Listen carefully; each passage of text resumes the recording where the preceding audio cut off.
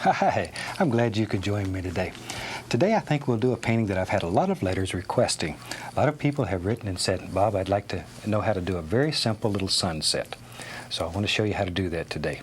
Let's go on up here and let me tell you what I've already got done. Today we have an 18 by 24 inch black canvas, and that's painted with a black gesso, and then the black gesso is allowed to dry. On top of that, I've covered the entire canvas with alizarin crimson, just a thin, even coat. And in the corners, we've put a little bit of Van Dyke brown just to darken it. And then a couple of places here, I've added a little bit of phthalo blue, just to have some little streaks. So I tell you what, let's start off and have them run all the colors across the screen that you need to paint along with me. While they're doing that, let's go on up here and get started. Today I'm going to start with just plain titanium white on the 2-inch brush. And just add a little color to the brush by just tapping. Just a little, doesn't take much. Now remember, the canvas is already covered with the alizarin crimson and the brown and a little touch of blue here and there. Not much blue, and keep the blue toward the top of the canvas. Okay? Now, immediately today we have to make a big decision. Normally we don't have to make any, but today we have to make a big decision. Basically, where's your horizon going to be? Because that will be the lightest area if this is going to be a sunset type painting. So let's make a decision and decide that right here, right along here, will be the horizon. And I'm just using little crisscross strokes and start in this light area and begin working outward. Just like so. But I'm using the brush like so, and then little strokes. Like, see, just little strokes. So it makes little patterns in here. Okay, and we can add a little more white here and there. And just begin laying in some happy little things here and there. Now there it hit a little bit of the blue, so you're going to get sort of a little lavender feel, and that's nice. That's very nice. There. Okay. Now this is a fantastic painting to do for friends. And don't tell them you've put anything on the canvas and they see you starting out with just white paint and you start putting this on and all of these beautiful colors appear and they think you're magic. So try that. You'll enjoy it. There we go. We have teachers that travel all over the country, and I have them do paintings where they start out like this. People don't know they have anything on the canvas, and then they start just adding plain old white, and all these beautiful colors appear. And immediately they have an audience that, they stay with them for a long time. There we go. And we want this to be the brightest area right in here. But isn't that a fantastic sky already? You could leave it just like that if you wanted to and have a winter. Okay, and then just use long strokes just to sort of bring it all together. Okay, I love these black canvases. Some of the most exciting effects in this technique happen. There. Okay, now then, let me wash my brush. And we wash our brush, as you know, with odorless thinner. Get rid of that excess. And beat the devil out of it. Tell you what, let's go right into a little touch of the cadmium yellow. Just a small amount of paint on the brush. Just tap a little in there. Okay, let's go right back up here. Maybe right here, I'll add a little yellow. There you go. You wonder where the yellow went. There it is. That's where it went. And just sparkle this area here. Now we don't want to let this go up too high. We have a little bit of blue on the canvas up in here. We don't want to let that yellow get up into that blue. If it does, you're going to have a bright green sky, and then you're going to be upset with me. Don't want you to be unhappy. I'm going to add a touch of yellow ochre. And we can just add a little of that here and there. But still using that little, sort of like just let it sort of rock back and forth. And it creates all kinds of happy little things in the sky. Maybe up in here, just to change the color.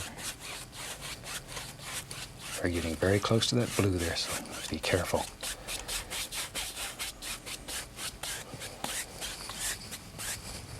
Isn't that Unbelievable little sky, and it's so simple.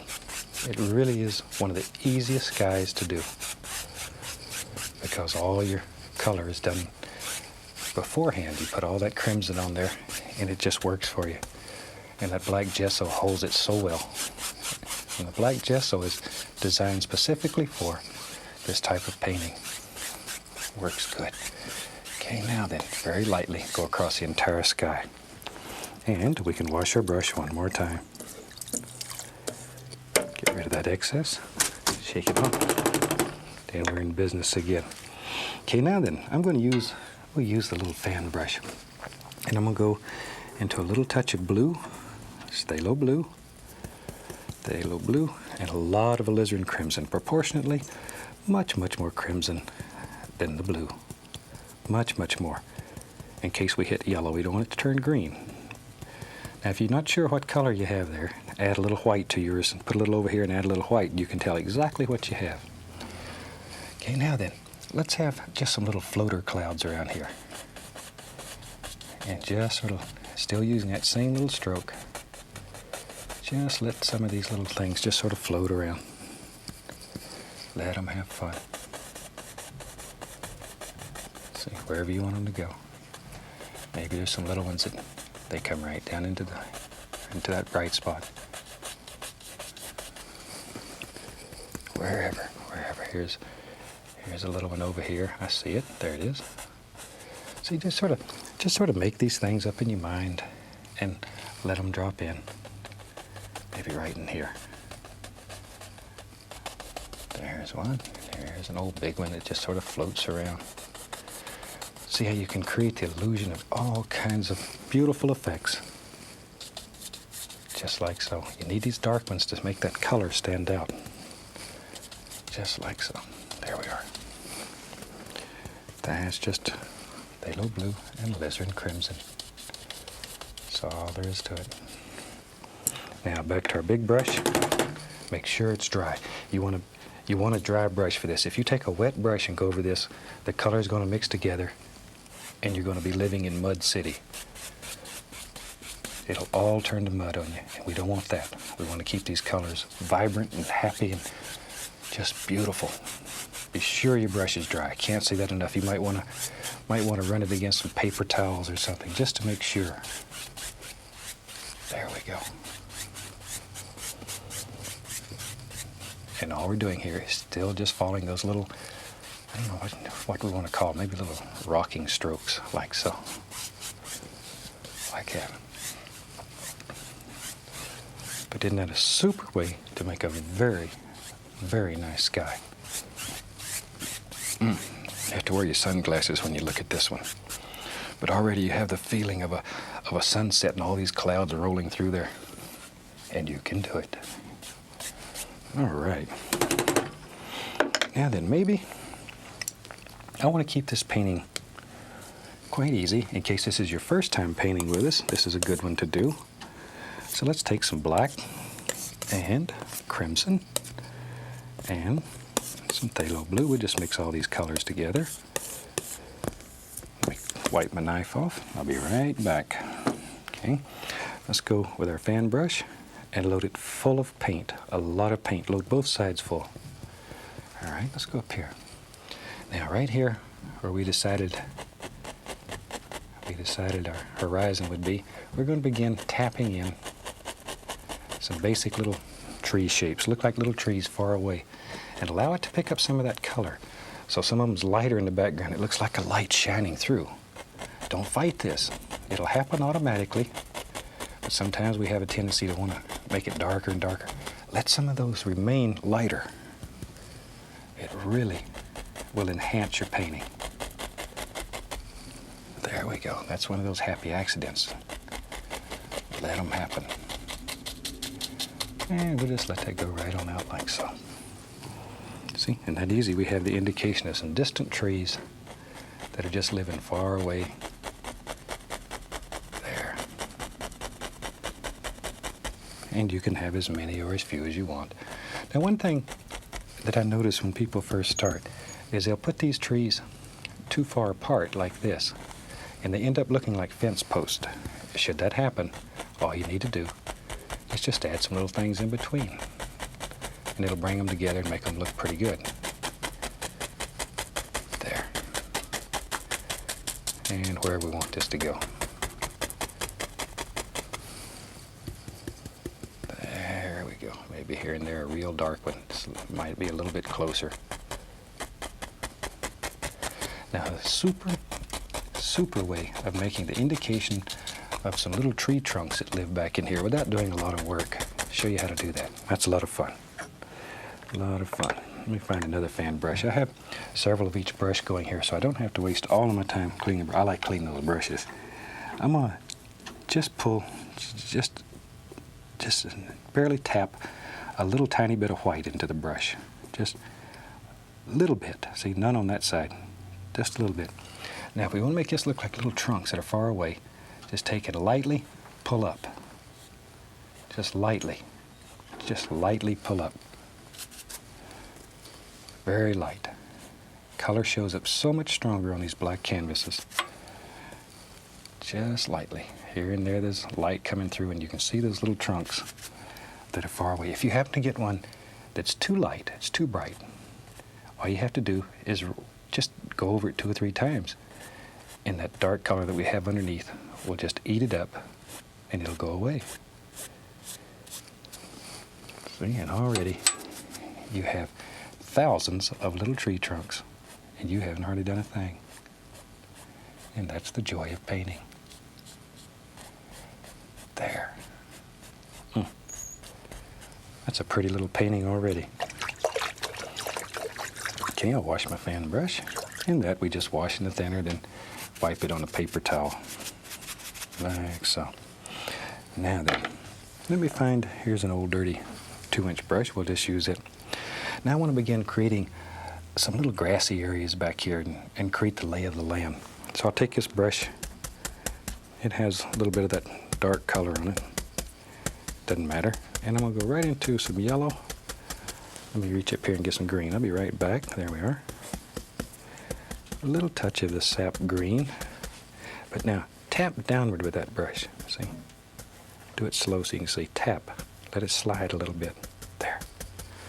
Okay. Now then, you have to make another big decision here. Where is our lay of the land? How does the land flow in this painting? Is there a hill here? I think there is. Maybe I'll have a little water. You know me, I love water. So all you got to do is decide where you want your land to be and just start tapping. Just tapping. Like so. Now in reality, if you had a sunset this bright, chances are this wouldn't be quite this green. But it looks better. All these beautiful colors. And you know, when you buy your first tube of paint, you get an artist's license. And that license says you can do anything that you want to do on this canvas. Maybe not anywhere else, but on this canvas, your artist's license gives you complete freedom. So we'll do that. And all I'm doing here is just tapping. There. Now if you get one that's too bright, continue to tap it. And once again, the color underneath will be picked up and automatically will get darker. I'm adding a little yellow ochre, Indian yellow here and there. Maybe I'll even touch a little bright red. Just however. But begin thinking about the lay of the land. I know I say that over and over, but to me in a painting, that's very important. It's most important to have your land flow the way you want it to. Normally, if you have water is lazy. It's like me. It lays in a recessed area, so you need a hill or something here to show that there's a recessed area, a reason for the water being down there instead of up here. So, and you're not too worried about where you go here. We're going to have some reflections in this water, so anything that we don't like, we'll turn it into reflections. Boy, I wish you could do that in the real world. But anyway, this is our world here, so we can do it here. Okay. And we just keep on this little hill. But isn't that fantastic? Look at the way the land flows there. And the more you tap this, the darker and the softer it'll become. But it'll get very, very soft. Looks like velvet if you try. You can make little grassy areas that, oh, it's just some place you want to go and run through barefooted. Okay, you ever had any places like that? Let me wash this brush. There goes the studio again. Okay, now then, if we're going to have some reflections under here, I'll go right into some yellow, right into the cat yellow. Just tap a little on the brush. It doesn't matter how you load it.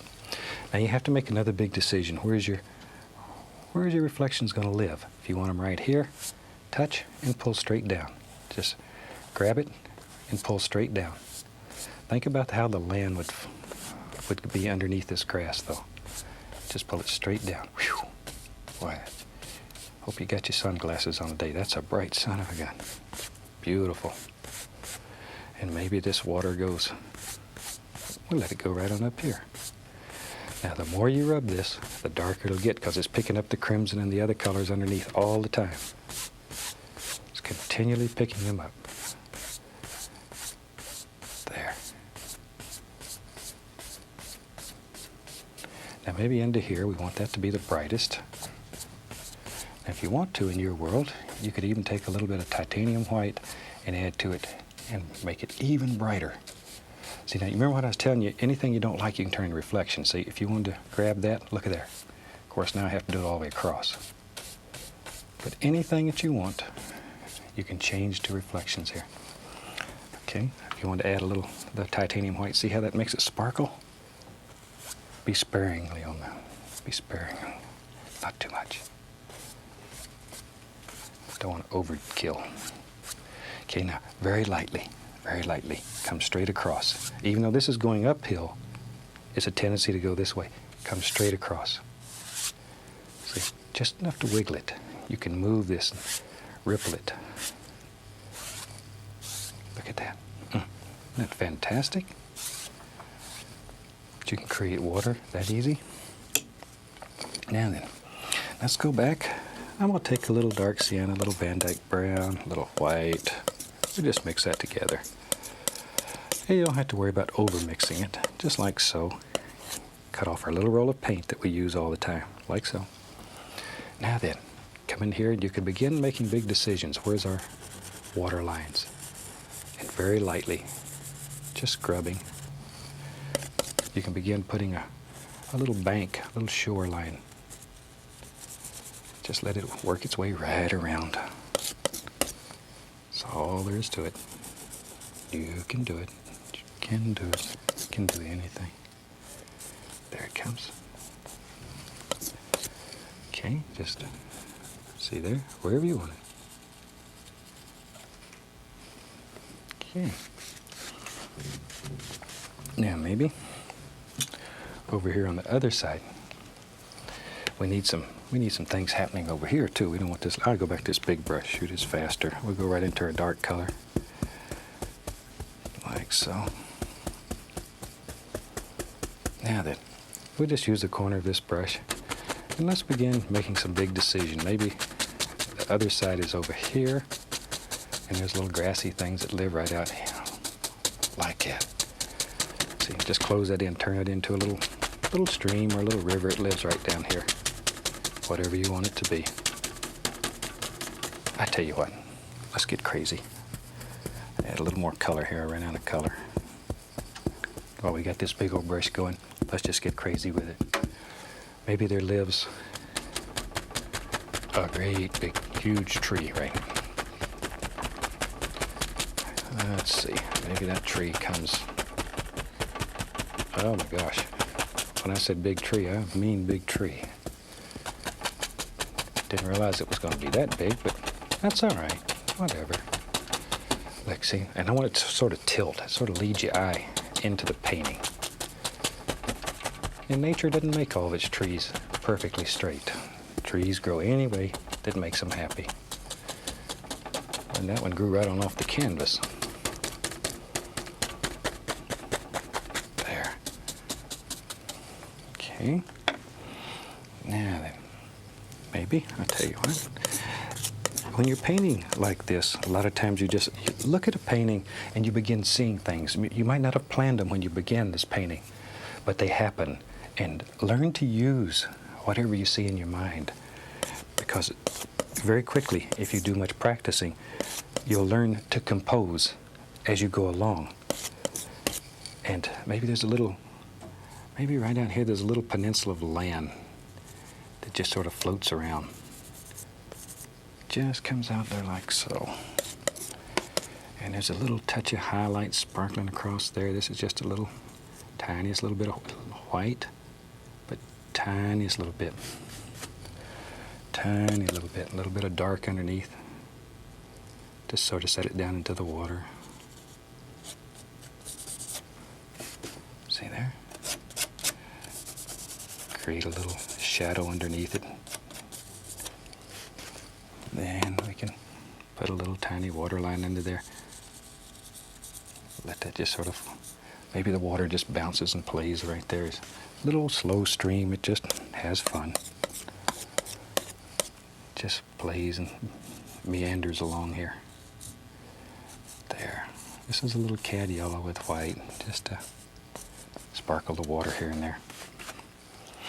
Okay.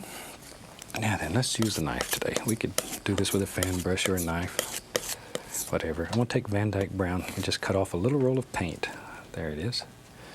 Now then, maybe there's a nice tree trunk that goes right up through this big old tree. And if a tree's crooked, chances are, so is the trunk. We'll have two. And because this is so dark, you really don't have to put nothing but an outline. A little brown and white. It's the same color I was using for the little land areas. Put a few little indications here and there of a trunk. Maybe a little touch of white right on the edge, just where the light's really striking. To really sparkle it. And we can come back. Let's use a 1-inch brush today. What the heck? Take a little yellow ochre, Indian yellow, all the colors. I'll get over here and get some bright red too. What the devil? Okay, now then, let's put some happy little limbs that live right out here on this tree, little leaves. Oh, boy, them son of a guns are sparkling. Now, you've heard me over and over say, and I'll repeat it one more time, think about form and shape when you're doing this. Don't just throw these in at random. Think about all the little shapes. See there? All the little clumps. Let them sparkle. Let the sun shine through here.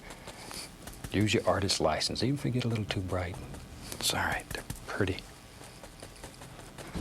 So pretty. Like that. There. See? Look at all them son of guns. And you can put as many or as few as you want in your world. Just drop them in. Like that. Okay, maybe down in here. Let's highlight some of these little things. There we go. Ooh, boy, that's a beautiful little sparkler there. Just drop them in. Now see, by putting some of these in front of that dirt area that we built, that'll push that right back. It's over the hill. We can't even see that. Now, maybe in here there's some little land areas. Just at random, wherever you want them. A few little dirt areas showing. That's just the brown and white that we use to make all the little colors. All the little banks and stuff. I mean, there's another little bush. Now think of individuals here. Don't just throw these in at random. You'll be unhappy with me. Think of individual little bushes that live here and there. Give each one of them a name if necessary. I know that's a little crazy, but it's all right. It's our world. We can do that if we want to. Tell you what, I got a few minutes left here, so let's have some fun. Let's put us a happy little cabin over here. Shoot, this is such a pretty scene. You need a place to live. There's one side. There's the other side.